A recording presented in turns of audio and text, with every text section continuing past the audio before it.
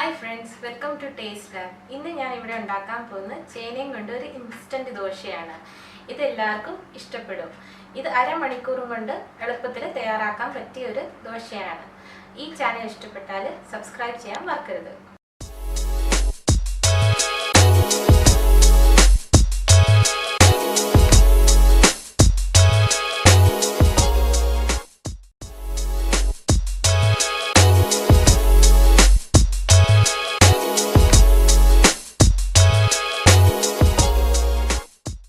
ഈ ദോശയ്ക്ക് ആവശ്യമുള്ള ഇൻഗ്രീഡിയൻസ്: അര കപ്പ് പച്ചരി ചെറിയ ചൂടുവെള്ളത്തിൽ അരമണിക്കൂർ കുതിർത്തി വെച്ചത്, അര കപ്പ് ചെറുപയർ പരിപ്പ് അരമണിക്കൂർ ചെറിയ ചൂടുവെള്ളത്തിൽ കുതിർത്തി വെച്ചത്, 250 ഗ്രാം ചേന കഴുകി വൃത്തിയാക്കി അരിഞ്ഞു വെച്ചിരിക്കുന്നത്, ഇത് ഒരു കപ്പോളം ഉണ്ട്, ഒരു പച്ചമുളക്, ഒരു വറ്റൽമുളക്, ഒരു കഷ്ണം ഇഞ്ചി കഴുകി വൃത്തിയാക്കി വെച്ചിരിക്കുന്നത്, ഒരു ടീസ്പൂൺ ചെറിയ ജീരകം, മല്ലിയില അരിഞ്ഞത് അര കപ്പുണ്ട്. ഇത് ഓപ്ഷണലാണ്, ഇഷ്ടമുള്ളവർ ചേർത്താൽ മതി. ദോശ ചുടാൻ ആവശ്യത്തിന് എണ്ണ, ഒരു ടീസ്പൂൺ ഉപ്പ്, ഇത് കല്ലുപ്പാണ്, 1/4 കപ്പ് തൈര്. മല്ലിയിലയും എണ്ണ ഒഴിച്ച് ബാക്കിയുള്ള ഇൻഗ്രീഡിയൻസ് അരച്ചെടുക്കണം. ഇതുപോലെ ദോശ മാവിൻ്റെ കൺസിസ്റ്റൻസിയിൽ വേണം അരച്ചെടുക്കാൻ.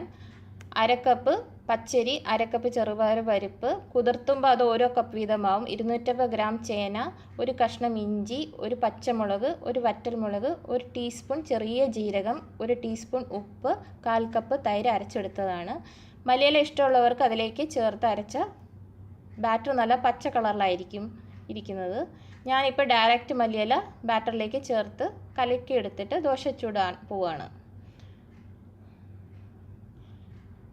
ഇതുപോലെ കലക്കിയെടുക്കണം. ഞാൻ പാൻ ലോ ടു മീഡിയം ഫ്ലെയിമിൽ തന്നെയാണ് ചൂടാക്കാൻ പോകുന്നത്. നിങ്ങളിത് ഹൈ ഫ്ലെയിമിൽ ചൂടാക്കരുത്, അപ്പം പരത്താൻ ഇച്ചിരി ബുദ്ധിമുട്ടായിരിക്കും, മാവ് പരത്താൻ ഇച്ചിരി ബുദ്ധിമുട്ടായിരിക്കും. മാവ് പരത്തി കഴിഞ്ഞിട്ട് അതിൻ്റെ മുകളിലേക്ക് മല്ലിയില വിതറിയിട്ടാൽ ദോശയ്ക്ക് നല്ല വേറൊരു ടേസ്റ്റ് ആയിരിക്കും, നല്ലൊരു ടേസ്റ്റ് ആയിരിക്കും. നിങ്ങൾക്ക് ഇഷ്ടമുണ്ടെങ്കിൽ ചേർത്താൽ മതി മല്ലിയില, ഇഷ്ടമില്ലാത്തവർ ചേർക്കണ്ട. മാവ് പരത്തുമ്പോൾ തീരെ കട്ടി കുറഞ്ഞ് പരത്തരുത്, അപ്പം മറിച്ചിടാൻ പാടാണ്. ചേനയൊക്കെ ഉള്ളതുകൊണ്ട് വേവ് കൂടുതലാണ്, അതുകൊണ്ട് അടച്ച് വെച്ചിട്ട് ഒരു 3 മിനിറ്റ് ഈ ദോശ വേവിച്ചെടുക്കണം. ഇപ്പം ദോശ നന്നായിട്ട് വെന്ത് വന്നിട്ടുണ്ട്, മേൽഭാഗമൊക്കെ വെന്ത് വന്നിട്ടുണ്ട്. ഇതിലേക്ക് എണ്ണ ഒഴിച്ച് ദോശ ഒന്ന് മൊരിയിച്ചെടുക്കണം. ലിഡ് ഈ സമയത്ത് അടച്ച് വെക്കരുത്, തുറന്ന് തന്നെ മൊരിയിച്ചെടുക്കണം. ഇപ്പം ദോശ നന്നായിട്ട് മൊരിഞ്ഞ് വന്നിട്ടുണ്ട്. ഇതൊന്ന് തിരിച്ചിടാം. തിരിച്ചിട്ടിട്ട് 1 മിനിറ്റോളം ദോശ ഒന്ന് വേവിച്ചെടുക്കണം. ഇപ്പം നമ്മുടെ ഇൻസ്റ്റൻറ്റ് ചേന ദോശ റെഡി ആയിട്ടുണ്ട്. എല്ലാവരും ഇത് ട്രൈ ചെയ്ത് നോക്കണം.